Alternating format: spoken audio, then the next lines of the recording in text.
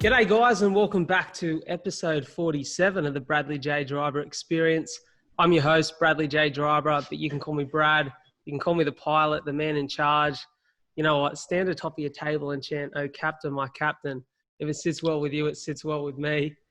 And I'll tell you what, today's guest is going to get you thinking deeply about your mental health and life itself.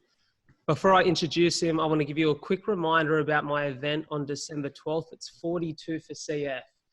What does that mean? Well, in July, it was actually the 22nd of July, I was in the emergency department for the third day in a row, coughing up blood.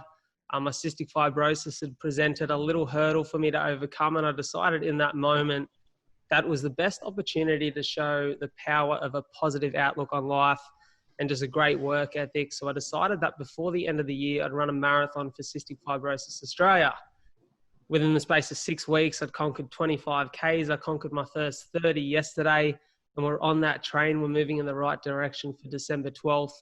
And it's been awesome to see the support that's coming in for Cystic Fibrosis Australia in the form of donations, but also people just getting behind the event and getting active. And it's what we love to see.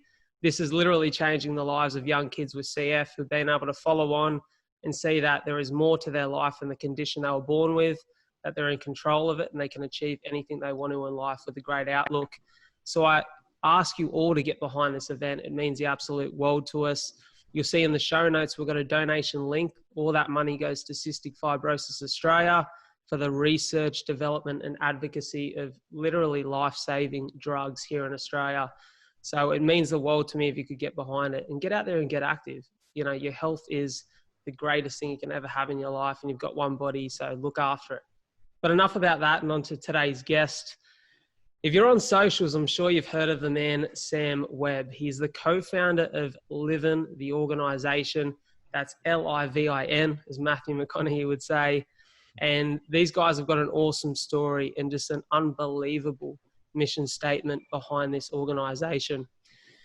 He's got amazing personality, a brave heart.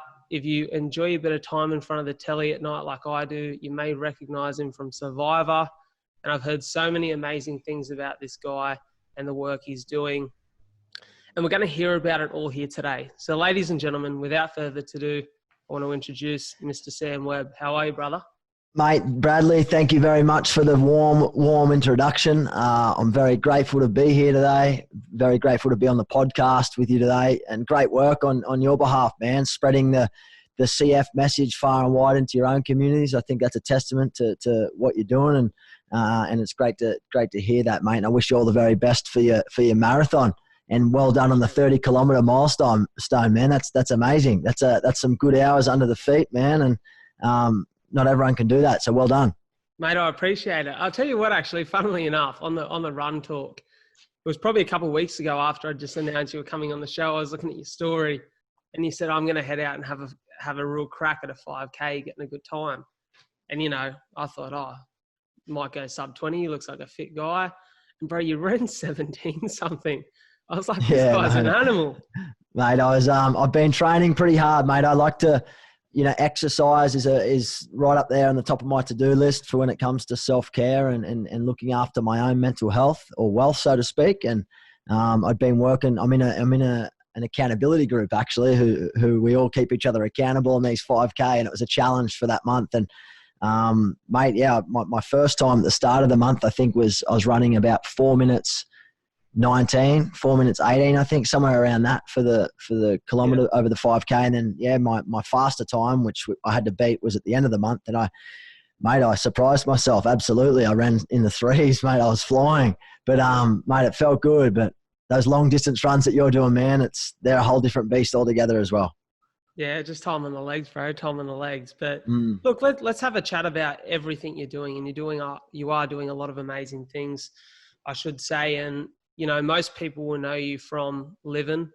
And, you know, before I even knew you were the face behind it, I remember hearing about this for years. I know it's been something that was really popular in the footy community, especially up there in Queensland. I remember seeing a lot of the Broncos boys actually rocking some of the Livin kit back in the day and still to this day. And I knew there was something important behind this business, and I'd kind of heard the message, but until I really looked into it and, you know, part of my journey on this podcast as the host has been to hold some really powerful conversations around mental health, which, you know, honestly, it's something I've not personally struggled with, but I've had a couple of mates who have been through some stuff and had some rough times. And it's made me more curious to look into this and understand how we can better evolve as a community and as a group of people to support those around us. And I love what you're doing. So give us, I guess, a bit of a background of how this all started and where Livin was born.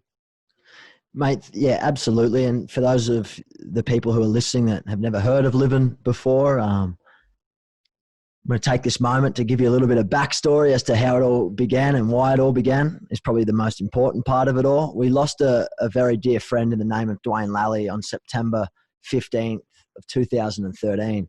To paint a picture of Dwayne, he was the life of the party.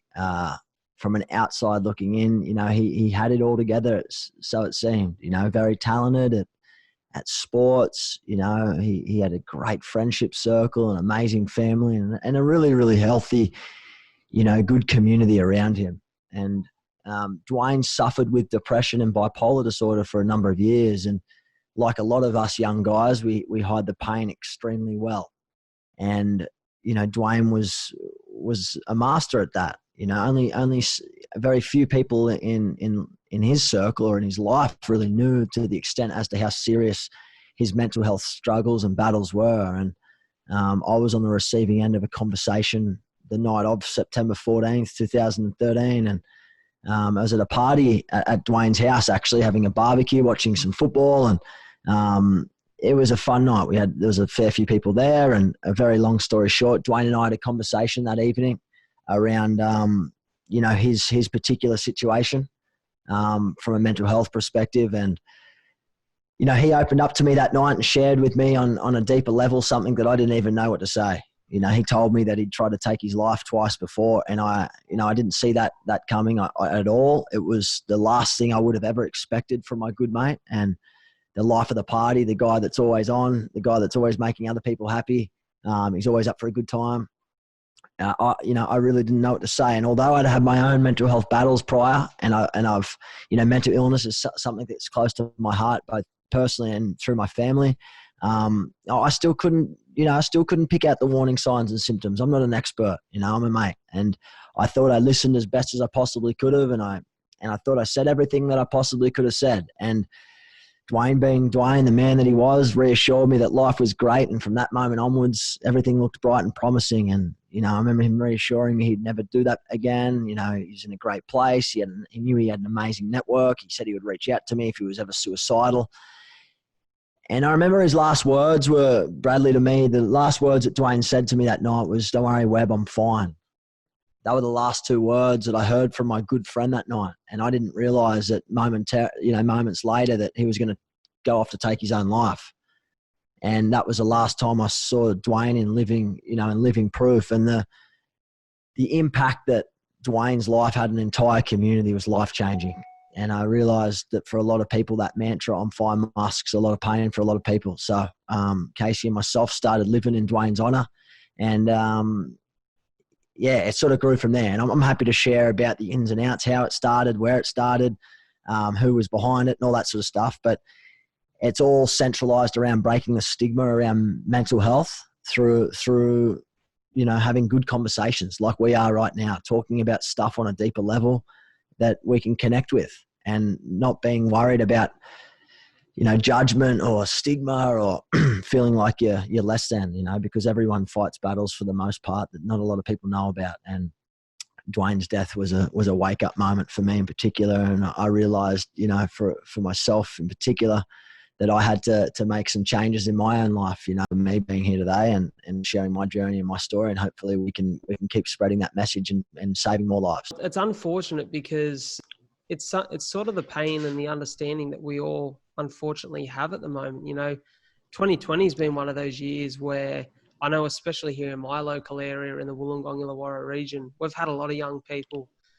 take their own lives, and a lot of those have been connected to friends of mine and family. And it's been really hard to see and to watch, to think that at one point in time, these people just couldn't open up to those around them, or tried and just couldn't seem to get those feelings off their chest, and you know what I mean, have the comfort of others to get them through. And it's really terrible, because I find that in today's age, we're seeing that more and more consistently.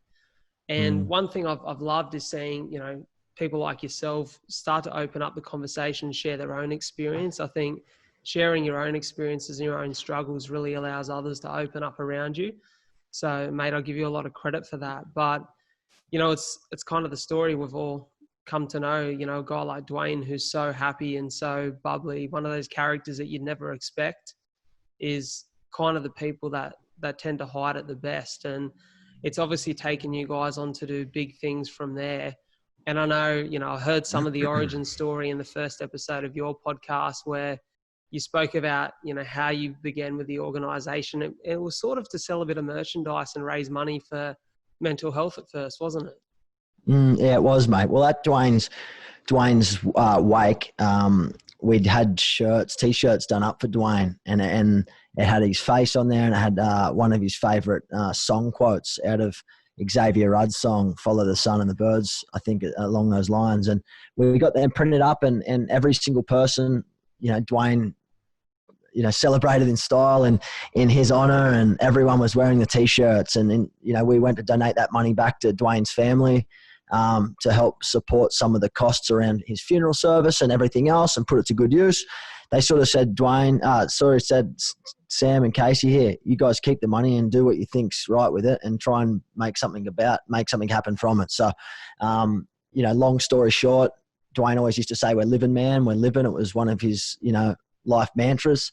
And so we started living in Dwayne's honor, and it literally started, man, in one of my little spare bedrooms, or / kitchen back on the Gold Coast, with just getting a couple of t-shirts, and then they sort of sold. And everyone's a part of Livin, man. That's the thing, you know. Livin wouldn't be where it is today without the support that we have from so many people. Certainly not just Casey and I doing our thing. You know, we might have been driving the ship, so to speak, or, you know, doing the best we can, but there was a lot of support, man. There was a lot of help. We had teachers, we had friends of friends, we had people coming in and supporting the mission, believed in what we were trying to do. And so we started building the movement up from there. And, you know, I say this and I'll say it again, Livin wouldn't be where it is today without the support that we get from so many people, from so many walks of life. And it's a lot of hardship, man. It's a lot of tragic circumstances it take for people to join the Livin movement. But I hope that at the end of it all, we're able to create some really good, you know, stories and save some lives and make a real impact. And that's what we're here to do. Mate, I can see you're definitely doing that, and I think you're only going on to do bigger and better things, which is really exciting and really powerful for this movement. You know, where it's all sort of come to now is a lot of programs and a lot of things that are being quite active and on the forefront of trying to tackle these issues early. Explain to me about how you began with that, the education side of things, and, you know, going into schools and holding workshops and programs. Yeah, mate, it's one of those things, I guess, as we were growing up as young men and young guys, going through, you know, I was just in a normal high school on the Gold Coast, as was Casey, and our friendship circle, we all knocked around in football, surfing and all that sort of good stuff. And we'd all know pretty well about physical health, you know, keep fit, exercise, eat pretty good foods, but no one really ever taught us about mental health. What are some really basic warning signs that you could look out for in a friend or within yourself that could help you be proactive rather than reactive to your mental health? And we never had that growing up. So we couldn't really identify that within our friendship circles or even in our families. And I can tell you from my own experiences, having my own challenges earlier on and before Dwayne's passing, I used to try and blame it on other things. You know, I never used to accept or, you know, I was in denial about how I was feeling and I was trying to blame it on other things. But deep down behind all that, you know, when I look back at it, it was really bad anxiety and depression, you know.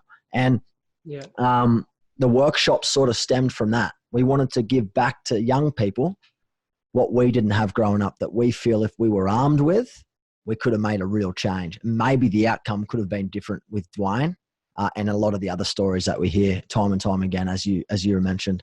But the programs are seriously a 45-minute Livin Well interactive workshop / program where we teach young people in terms of students, you know, how to look out for support, what to do to look after yourself during times of, struggles and challenges. What are some self-care strategies that you could do? Really simple self-care stuff that, we teach people that forget about them, how they can live better lives. And, one of the most important parts is where to seek help. If you're struggling, a lot of people don't actually know, Brad, where to seek professional help from. We all hear about it being out there, but no one actually knows exactly how to do it. So we're trying to give that back through a 45-minute program called the Livin Well. And we also run it through organizations, workplaces and schools. And, that is the impact of what we do. So the sale of merch will help support students getting put through these programs for free.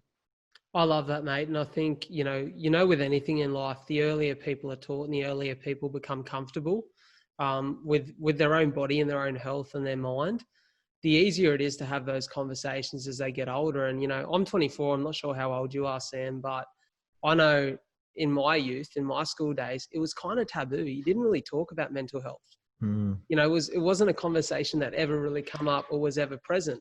And I know that I'm blessed that none of my mates ever had any struggles personally, because I wouldn't have known how to figure it out or how to play it.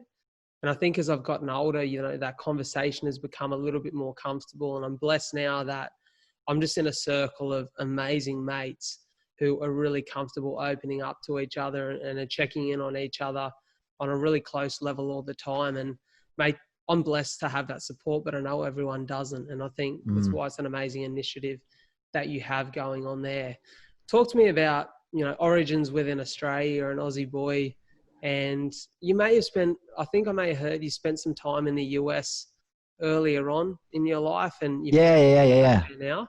Yeah. Talk to me about the inspiration to take Livin to the next level over to the US. Well, mate, Livin's still very much, there's a lot of work that we got to do back in Australia. I guess, there's a lot of space for a lot more work that can be done in this space. It's still early days. We are seeing more conversations take place, but there's still a lot of stigma that surrounds mental ill health for the most part. And there's a lot of work that Livin needs to do, in particular in Australia, in remote communities, in regional areas. And we're going to continue doing that. My move to the States was to try and spread the message far and wide. Obviously, I host a podcast under Livin, similar to what you're doing, so that we try and spread the message that way. But given the current climate with COVID and stuff, some of the things have been put on hold, and we're still diving very deep into the Australian market with everything that we do at Livin for the time being. But when the time's right, man, we want to get this on a global scale, because I believe that this message isn't defined by one geographic location, so to speak. It's a worldwide problem, and it's an issue that, I can see here in the States. It's very prevalent, and we just got to crawl before we walk before we run. And our real goal is to save lives, as I said earlier. And we can't do this on our own. We've had a lot of support over the years, and I'm blown away by the support from our team, who put in so much work and effort back in Australia to make all of this, happen. It's, I don't know how to thank enough people. We're just doing the best that we can, so that we can stop other people taking the same path that Dwayne did, and stopping that ripple effect that affects so many families and so many people that are left behind. Oh, mate, that's amazing, mate. You're doing amazing work. One thing when I announced that you were coming on the show is I had so many people message me, bro, saying he was our favorite on Survivor. Admittedly, I didn't see that season of Survivor, but I've heard amazing things about the way that you held yourself. And I think, it's one thing to be, that composed, calm character that is in your position now, having a really positive impact on people, but then to be thrown into a situation like that where you're deprived of food, you're challenged, it becomes a game of mental challenge and trying to outplay your contestants. And the one thing I continually heard about you was just, you're a good bloody human from start to finish. And I think that speaks volumes of your character. Talk to me about how that experience on national TV in such a confrontational environment helped the brand and the organization to spread that message a little bit further. Yeah, mate. And thank you for that. I mean, I was grateful to be able to have done that, done that show. it was such a wonderful experience, man. I had so much fun. You know, it was a once in a lifetime thing. I stepped out of my comfort zone. I put, you know, everything that I preach on the line. I wanted to step out of my comfort zone, try something that I was so shit scared to do. And, you know, I was lucky to get cast in that. Out of 15,000 people, I was one of 24 castaways. I was stoked. It was an amazing experience. But you know how I liken to the game, Bradley? I mean, the game itself is built upon trust. You do not share with someone if you don't feel safe. But that's the same in life. You know, people aren't going to share with you how they really feel if they don't feel safe, if they don't trust you, if you're not making a safe space for them, if you're not vulnerable yourself. And that's one of the biggest takeaways I got from the game. I love the game, challenges, physical challenges. Sure, that's what I'm great at that stuff. I've always been pretty good at sports and whatnot. But it was really all built and all around trust, that game. You didn't have to be the strongest, fittest player to win. It was really all about your social game. And there was a lot of time for me to digest everything that I experienced prior to 2016 with Dwayne's passing, trying to unpack my real story, where it started, where my passion started, my days of struggling, how that felt, where that got me in my life, what are the things that I need to fix up. This time on this island with no technology, I was stuck by myself for a lot of the time. I learned a lot about myself and a lot about, you know, the things that I'm doing in my life and the reason why I'm doing the things that I'm doing. I love that. You know, 2020, I can really relate to that because 2020 has been a year of, in the back end of 2019, exceptional growth for me personally. And, you know, one thing I've come to learn is that until you fully understand yourself and you fully take care of your own personal health, mentally and physically, you can't help others. No, and that's true. one thing that you seem really good at. You seem like you're on top of things. You said that it's not always been the case. You had your struggles earlier on in life. But what are some of those tips and those things that you do to keep yourself in tip-top shape to ensure that the way that you're feeling is positive and you project that onto those you're trying to help?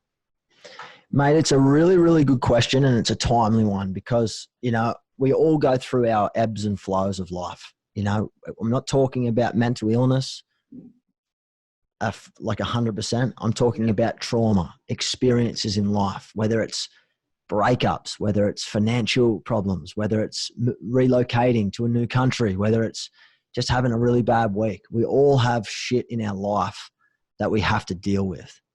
And sometimes we don't know how to deal with them. And I've been fortunate over the years, you know, to have hit rock bottom. And I say that from a good place because if I hadn't have reached rock bottom, I wouldn't know hardly any of the stuff that I know today. That drove me to understand more about mental health, more about my mental health, more about what is it in my life that I need to make me happy? What do I need in my life to be the best Sam Webb can be? You know, what are the things that don't work well for me? And over the years, I've put together more or less like a playbook, so to speak, of the things that I know that work for Sam Webb. And one of those things, as I said earlier, exercise in any form has always been something that, you know, I greatly benefit from. And exercise could mean a leisurely walk around the block, could mean a run, it could mean sprints, it could mean strength workout, it could mean some form of movement, just anything. Sitting in here doing push-ups or sit-ups when I was in quarantine.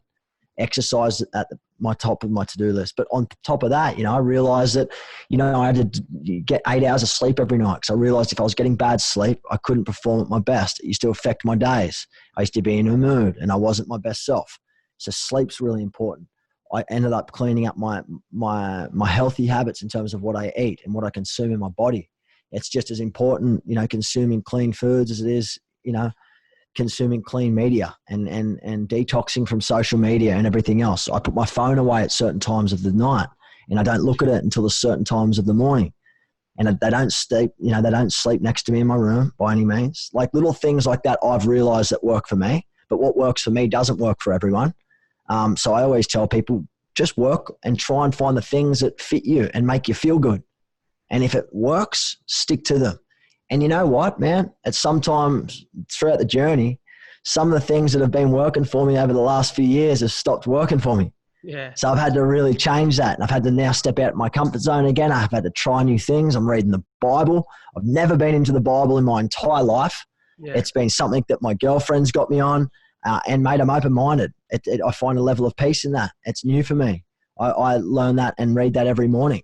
Okay. And I'm certainly not sitting here trying to push Jesus or Christianity onto anyone, because it's not about that at all. It's just, again, what works for me. That's a new part of my life, as is, reading. I read a lot. I'm starting to do a little bit of mindfulness. Believe it or not, I'm 32 years of age, and I'm probably one of the, I don't know how to slow down. And I've started to really think, okay, well, mindfulness might be my last option here. I have to try it because, there are things in my life which, I don't know how to slow down. I don't know how to calm down. And I feel if I find more peace in my life, I'll be better for everyone else and I'll be better for myself. So that's where I'm at right now. And, learning to deal with overwhelm is another challenge that I'm faced with quite regularly, but I've got my self-care mechanisms in place, and I'm not afraid to ask for help, man, if I need it. That's awesome. One thing I'm gonna go back to there is you mentioned about reading the Bible, and you said that you're not trying to push that sort of message. And it's funny because I had this conversation on my pod. I think it was episode 28. I had a good mate of mine who I grew up with. He went to school with me. He was a few years older than me, and him and his family are heavily involved in church. They're pastors and some of the best, most decent and honest human beings you'll meet. And we're talking about faith and that experience of faith and what that means to people. And it was a new style of podcast for me. And I really opened up and shared something that I'd never shared with anyone before. And I'm not super like sort of religious, or I don't really practice faith. But, back when my family, my parents are divorced, but they're very close. They're still great mates. And I was sharing that back when I was probably 11 or 12 and they first separated, for the first time, I was faced with this uncertainty of, like, I don't know that my family, like my dad, I don't know if he's getting home from work safe. He was a copper. I don't know if mum's getting home from wherever she's been safe. And like that uncertainty of me not knowing that my family was sleeping in the same house and safe and healthy, like that used to kill me. And so what I started to do was I started to pray every night at like 12 or 13 years of age that my family was safe, healthy, and happy. And I just used to say that every night before I put my head on the pillow. And it just gave me like this, it just put my mind at rest. It just gave me this sense of certainty that everything was going to be okay. And no word of a lie, I think every day since then, for the last 11 years, I've said that same thing before I go to bed every night. And even if you're not super religious or super faithful, I think where it comes into play is it gives you that sense of okay. It makes you feel like your mind's still, everything's going to be all right. And I think if that sort of practice helps someone, I'm all for it. Yeah, mate, well said. And that's exactly what it's all about, and a lot of the work that we do within Livin, right, is around mental health, physical health, emotional health. But there's this last part that we don't really talk too much about, which is your spiritual health, right? And everyone's got their own spiritual health. And some people believe in Christianity. Some people, are tied to the land, from an Indigenous point of view. And I mean, each is to their own, and it's about what works for each individual person. But mate, that's the exciting part of life. It's about trying things, keeping an open mind, and being okay with trying new challenges and new things in your life, because things aren't always going to be the same. And for the people who are listening right now who are struggling, they don't know what to do or where to turn to, and they feel like they're at wit's end. I think one of the best takeaways I could probably give you right now is just to keep an open mind and don't give up on your self-care journey, because things do have an expiration date, and unfortunately you might not be exercising all your life. So you got to have other things in place, that are going to step in and probably be just as effective. Agree. And yeah, so that's my thoughts behind it all, man. That's my input and my insights. But yeah, self-care is number one care. And I agree with what you mentioned earlier. You really can't be the best to anyone unless you're the best to yourself first. Yeah, definitely. One thing for me, brother, and I can imagine that you have this same sense in everything that you do and this same feeling is, I left my job in April this year, and I went from earning pretty good wicket as a real estate agent, greasy real estate agent selling houses, making money. You dirtbag. Yeah. to pursuing a passion project and what I felt was my purpose. And, I can't maintain this forever, and it's changing now, but in the space of probably 7 or 8 months, I've earned about maybe $500, $600. One thing for me that has just spoken volumes is that in a time where I've earned nowhere near as much money as I was, I'd probably have an extra 50 or 70 grand in my bank if I'd stayed doing what I was doing, is this sense of helping people and having feedback from those who have been positively impacted or inspired by you and your story is maybe the greatest feeling you can ever have on earth. It's like the sense of, you know, getting a message from a kid with CF who's in hospital and has seen one of your training videos for your run, and, you know, they've now got a positive attitude that once they get out, things will be better and they can get healthy again and get back on top of their things. Or I've had family members say, you know, it's amazing to see that you've done so well with your health. You know, I've got a young kid with CF and it gives me hope for their future. That's greater than any, you know, statement in your bank account can ever feel. Talk to me about that feeling that you get when you get to help people and continue to be that positive anchor for those that are having tough times. Mate, amazingly said. And, you know, I feel like I had these epiphanies you know, quite regularly actually, where I'm living in West Hollywood right now, man. And this place is, you know, full of smoke and mirrors. So if you can imagine driving around this area, your money's everywhere, right? And I oftentimes feel like I've got this wisdom from somewhere inside of me. I don't know where it comes from, but I feel like if I had everything in the world, materialistic, I'm talking about, and all the money in the world, I don't think it wouldn't fulfill me. Like I wouldn't change what I'm doing for the world. I'm very, very grateful with the position I'm in. I'd do everything, and I'd take back everything that I've done and everything that we've done as a family in terms of living and a community to obviously have Dwayne back, but that isn't possible. The feeling of helping people, it is good. You can't, it's really hard to describe. And I think it's, you know, it's sometimes hard to explain how, you know, it took such a tragic experience in so many people's lives to be invested into something so meaningful like living. But then I look back and I wouldn't go back to my old life. You know, I wouldn't go back to how I had things. I wouldn't trade it for the world, you know? I love to hear that. Yeah, it's weird feeling. And again, I take all of this back to have Dwayne back here and the people who've lost their life past Dwayne and everything else and all the hard stories that we hear time and time again. But, you know, we can't do that. We can just keep doing what we can do and help other people. And hopefully that helps them and lets people be involved in a community that helps serve their needs too. You know, people like being attached to something that's greater than themselves. And I think that's where your message before probably comes in with faith and all that. Not trying to put all the pressure on yourself to come up with the answers all the time. And I think if you can invest yourself into something that's greater than you as a human, you're already one step ahead of a lot of people. I agree with you. Hey, where can my community find themselves involved with yours and immersed in that? I want to make sure that not only do people get the positive message from today, but they know how to reach out to Livin, how to be involved in everything and all the good that you're doing, whether that's you being in need of support or whether that's you being a part of that positive movement and change to help those around you. Where can they find you guys and get amongst it? Yeah, man, absolutely. If people want to follow the journey and support the cause, you can head to livin.org, LIVIN.org. You can support the cause in a number of ways. I think probably the easiest part, and mate, I excuse myself, I should have got you some Livin merch before this, but you can buy some Livin merch. You can look good and do good at the same time and spread a very important message. You can reach out to us to get your work, get our workshop at your school or workplace, or you can fundraise and be a part of the community that way, or just spread our message, or just see what we're up to. Check in on us. Hey, they can find you on social. Is it just at Sam Webb? Yeah. So if they want to, if you want to track me down, you'll find me at Sam Webb, SAMWEBB. And yeah, happy to connect. And I just appreciate you guys. Keep following the journey, keep supporting the Livin movement, so to speak.